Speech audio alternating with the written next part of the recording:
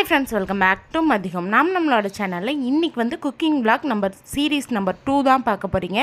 இது வந்து ஒரு கொழுக்கட்டை ரெசிபி தான். சோ கொழுக்கட்டை வந்து எப்பவுமே யூசுவலா நம்ம இனிப்பு கொழுக்கட்டை தான் சாப்பிடுவோம். அதாவது கடலை பருப்பு, எள்ளு, பொட்டுக்கடலை, தேங்காய் இது மாதிரி தான் வச்சு சாப்பிடுவோம். இன்னைக்கு கொஞ்சம் டிஃபரண்டா காரம் ட்ரை பண்ணலாம்னு சொல்லிட்டு இதுக்கு தேவையான பொருள் வந்து கேரட், உருளைக்கிழங்கு, வெங்காயம் இந்த மூணையும் ரொம்ப பொடிசா கட் பண்ணி எடுத்துக்கணும். நீங்க காய் சீவர கட்டை இருந்தா கூட அதுல கூட கட் பண்ணி எடுத்துக்கலாம். ஸோ எடுத்துகிட்டு ஒரு 5 நிமிஷம் வச்சுருந்தீங்கன்னா அது லைட்டாக தண்ணி விடும். அந்த மாதிரி இருக்கும்போது கொஞ்சம் டேஸ்ட் நல்லாயிருக்கும். அது கூடவே வந்து கரம் மசாலா வந்து ஒரு டேபிள் ஸ்பூன் நம்ம ஆட் பண்ணிக்க போகிறோம். ஸோ தேவையான அளவுக்கு உப்பு ஆட் பண்ணிக்கிறோம். ஏன்னா மேலே பச்சரிசி மாவுலேயே நம்ம உப்பு ஆட் பண்ணுறோம். ஸோ இதுக்கு மட்டும் தேவையான அளவுக்கு உப்பு, கொஞ்சமாக லெமன் ஜூஸ் வந்து ஒரு 2-3 செட்டு விட்டுட்டு இதை வந்து நல்லா மிக்ஸ் பண்ணி எடுத்து ஓரமாக வச்சுக்கோங்க. இது வந்து நீங்கள் ஃப்ரை பண்ணணும் அப்படிங்கிற அவசியம்லாம் இல்லை. இதில் வந்து தேவைன்னா உங்களுக்கு பச்சை பட்டாணி கூட ஆட் பண்ணிக்கலாம். நான் பச்சை பட்டாணி சேர்க்கக்கூடாது, அதனால் நான் சேர்க்கலை.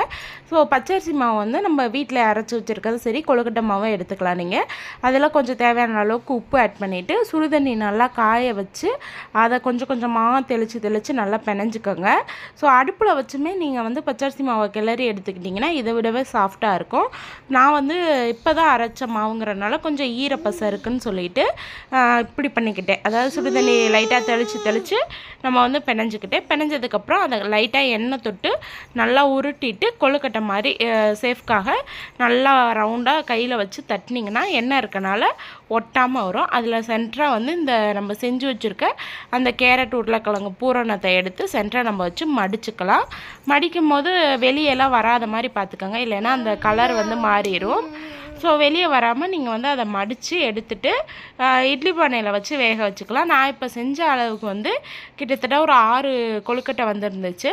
ஸோ காரம் எல்லாமே தனியாக பண்ணி வச்சுட்டு கடைசியாக வந்து எனக்கு ஸ்வீட் பிடிக்கும், அதனால் 2 கொழுக்கட்டை வந்து நாட்டு சக்கரை வச்சு ரெடி பண்ணி வச்சுக்கிட்டேன். கூடவே இனியனுக்கு நீர் உருண்டை வந்து ஒரு 2-3 சும்மா மாவை மட்டும் உருட்டி வச்சுருக்கேன். ஏன்னா அவன் கொஞ்சம் கடித்து சாப்பிட்டுக்கிட்டு இருக்கட்டும் அப்படின்னு சொல்லிட்டு.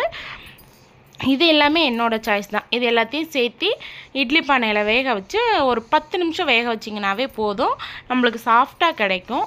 ஸோ சாஃப்டாக கிடைக்கும். அதே மாதிரி வந்து நீங்கள் எடுத்துகிட்டு சாப்பிடும் போது வந்து ரொம்ப நேரம் வச்சு சாப்பிட்ற மாதிரி இருந்துச்சுன்னா நீங்கள் ஹாட் பாக்ஸில் போட்டுக்கலாம்.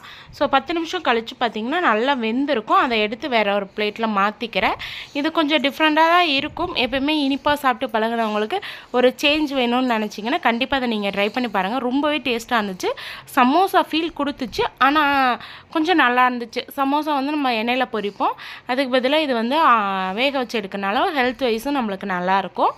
அதனால் வந்து இதை நீங்கள் ட்ரை பண்ணி பாருங்கள். ட்ரை பண்ணி பார்த்துட்டு மறக்காமல் கமெண்ட் பாக்ஸில் கமெண்ட் பண்ணுங்கள். இதே மாதிரி நெக்ஸ்ட் ஒரு குக்கிங் vlog சீரீஸில் உங்கள் எல்லாரையும் மீட் பண்ணுறேன். அது வரைக்கும் பாய். தேங்க்யூ.